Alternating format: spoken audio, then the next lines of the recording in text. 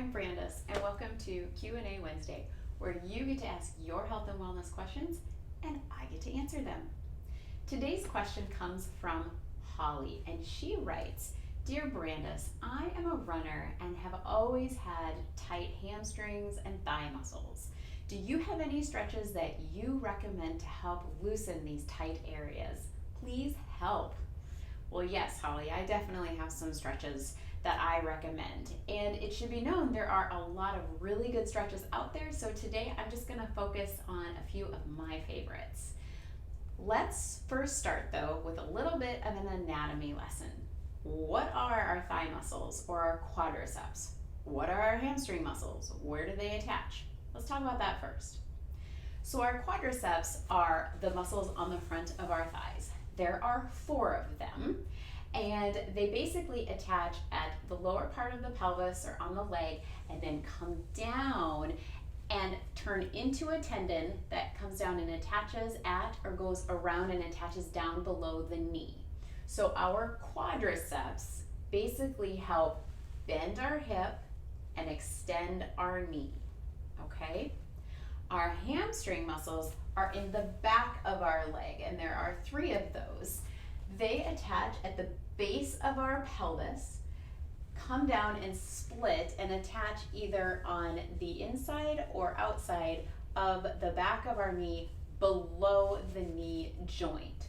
So the hamstrings assist with extending our hip and bending our knee. So the quads and the hamstrings are 2 joint muscles, which means they do 2 different actions to assist us when we're walking, running, and just moving in general. So my favorite quadricep stretches or quad stretches are as follows. This is a pretty standard one, and most people or runners tend to know this one. And it's where you stand, you bend your leg, and then you hold or you pull your foot up to your glute or your bum. Now, one common error that's made when doing this stretch is people will tend to pull up and then they'll arch their back. And the problem with this is that it actually takes away from the stretch. So you want to make sure if you're doing this one that you're pulling in your lower abdominal muscles to stabilize your pelvis to keep your spine neutral. Then when you pull your heel towards your bum, or maybe you even extend a little bit, you'll get a deeper stretch in the front of your thigh. You should never have pain when you're stretching though. So when you do these, it should feel like an oh so good stretch, not a, ow, I really don't like this stretch. If it's painful, come out of the intensity a little bit because you're always gonna get a lot further with the stretch when it feels good. You can also use a strap. So if holding your foot like that, or even some people will hold their pant leg doesn't work, you can always take a strap and wrap it around your ankle and hold it around your shoulder. And that's another great way to stretch your quad muscles without injuring or hurting your back. My second favorite quad stretch, it's another standing one. And so for this one, what you do is find a staggered stance, okay?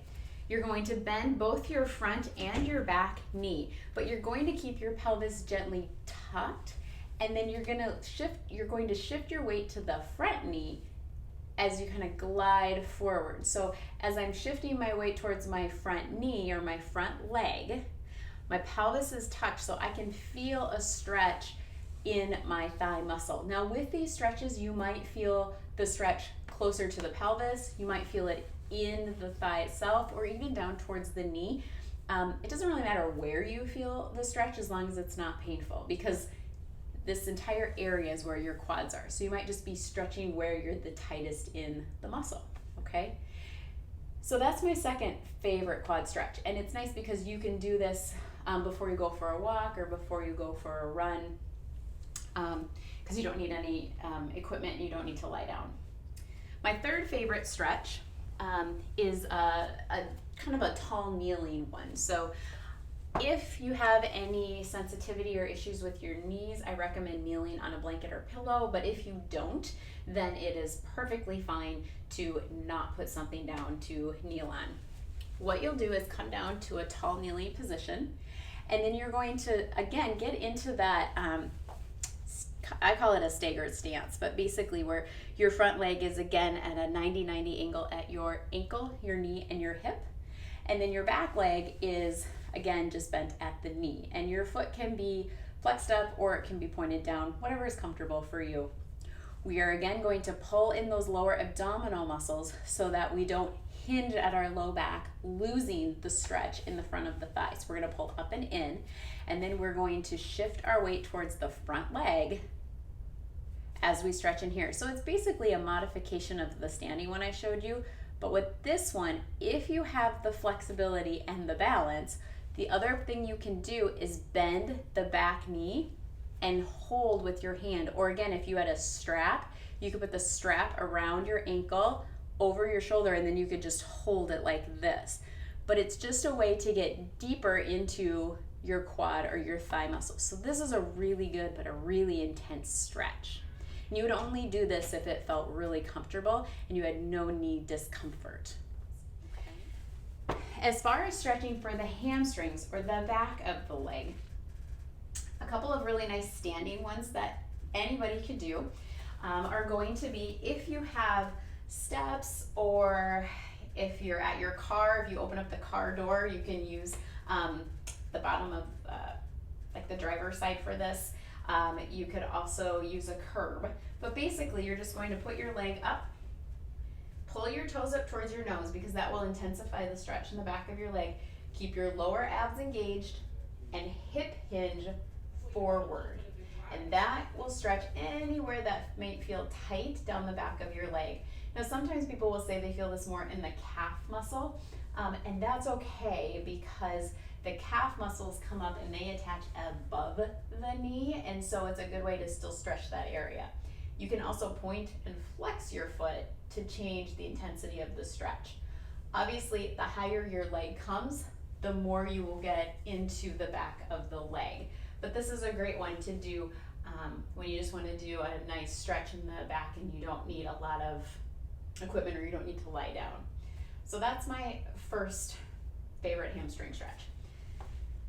The next one is going to be intense side stretch pose. And so for this one, you will have, again, that staggered stance, but your knees are going to stay straight because we want to stretch the back of the leg. So keeping your knees straight, you're going to squeeze and pull into your thigh muscles. Lift your arches up towards the sky. Feet are going to be in a relatively good alignment.